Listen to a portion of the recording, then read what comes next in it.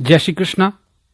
ज्योतिष एक दिव्य प्रकाश चैनल में आप सबका स्वागत है। दोस्तों, पिछले वीडियो में हमने जन्म कुंडली क्या है इसके बारे में जाना था। आज हम जन्म कुंडली के 12 भावों के बारे में जानेंगे। जन्म कुंडली के 12 भाव किस तरह मानव जीवन को प्रभावित करते हैं यह समझेंगे। दोस्तों, ज्योतिष शास्त्र में आकाश के 360 डिग्री के नक्शे को कुंडली के 12 भावों को 12 राशियों में बांटा गया है। प्रत्येक भाव किसी एक राशि का भाव होता है। पंचांग के द्वारा किसी व्यक्ति के जन्म के समय और स्थान के मुताबिक उस समय ग्रहों की स्थिति के अनुसार व्यक्ति की जन्म लगन कुंडली बनाई जाती है और उस समय तथा स्थान के हिसाब से उस समय जो ग्रह और राशियां जहां स्थित होती है उसे लगन कुंडली में लिख लिया जाता है।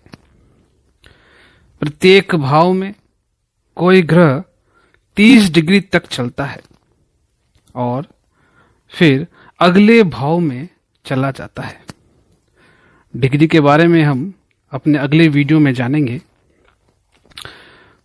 कुंडली देखने के लिए सबसे ज्यादा महत्वपूर्ण जन्म लगन कुंडली होती है।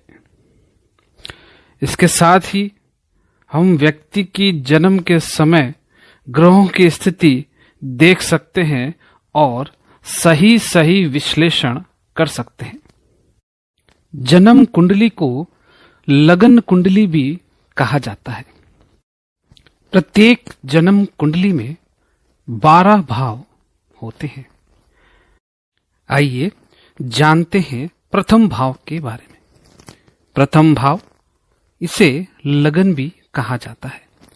इससे जातक के शरीर, रंग रूप, आकृति, स्वभाव, आत्मबल, दिमाग, स्वास्थ्य, शरीर की दुर्बलता, कद, प्रतिष्ठा तथा सुख दुख का विचार किया जाता है।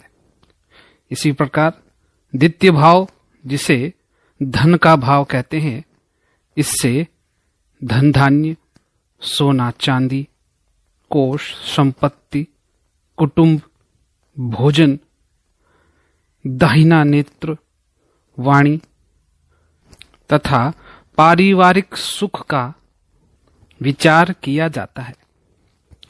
इसी क्रम में तीसरा भाव, जिसे पराक्रम का भाव भी कहा जाता है, इससे जातक का पराक्रम, साहस, धैर्य, हाथ, दाहिना कान, मेहनत, परिश्रम, छोटे भाई बहन का विचार किया जाता है।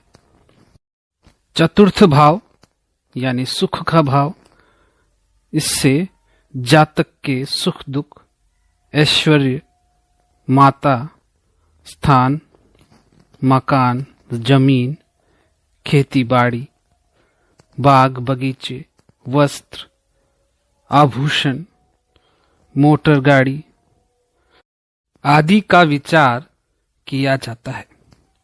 इसी क्रम में पंचम भाव, जिसे संतान का भाव भी कहते हैं, इस भाव से जातक की बुद्धि, नीति, विद्या, गर्भ, संतान से प्राप्त होने वाले सुख दुख, शास्त्र ज्ञान, विचार शक्ति, लेखन तथा आकस्मिक धन लाभ या हानि का विचार किया जाता है।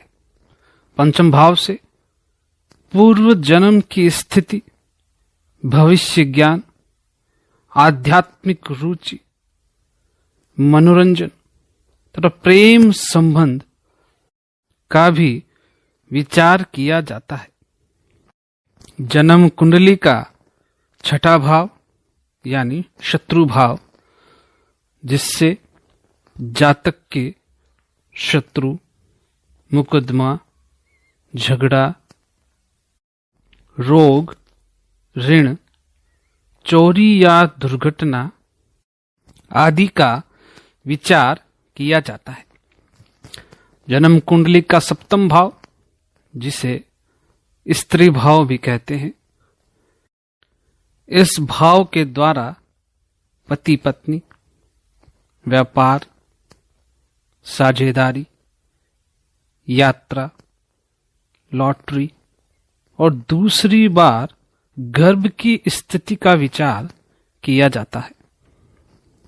जन्म कुंडली का अष्टम भाव, जिसे आयु तथा मृत्यु का भाव भी कहते हैं, इससे आयु, मृत्यु, क्लेश, अपवाद, रोग, विघ्न तथा मृत्यु के कारण का विचार किया जाता है।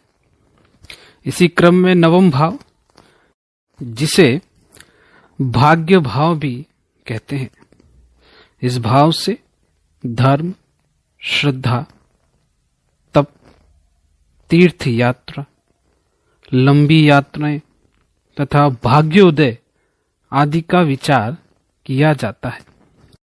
दसम भाव, जिसे कर्म भाव भी कहते हैं, इससे जातक के लिए पिता का सुख, उद्योग धंधा, व्यापार, राज्याधिकार, उच्च पद प्राप्ति, कर्म, नौकरी, पदोन्नति, आजीविका के साधन, उच्च अभिलाषा तथा स्थानांतरण जैसे विषयों पर विचार किया जाता है।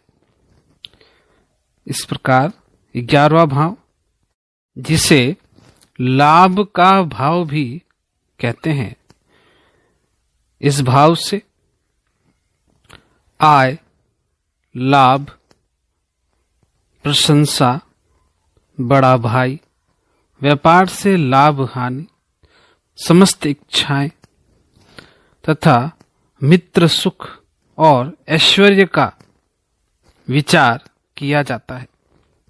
जन्म कुंडली का 12वां भाव, जिसे वय भाव भी कहते हैं, इससे जातक के मोक्ष, आध्यात्मिक विद्या, गुप्त विद्या, खर्च का विचार, हानि, दान, दंड, राजकीय दंड, दुख, दरिद्रता आदि का विचार किया जाता है। दोस्तों, जन्म कुंडली के इन 12 भावों का विश्लेषण करके मनुष्य अपनी जीवन में आने वाली समस्याओं को दूर करने के लिए उचित मार्गदर्शन प्राप्त कर सकता है। जन्म कुंडली का जातक के जीवन पर बहुत अधिक प्रभाव रहता है।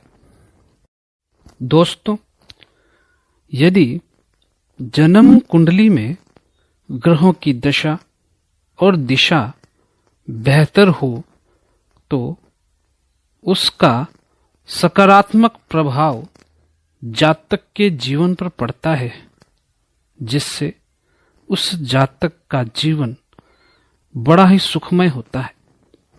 इसके विपरीत यदि ग्रहों का प्रभाव प्रतिकूल हो तो जातक का जीवन समस्याओं से घिरा हुआ होता है।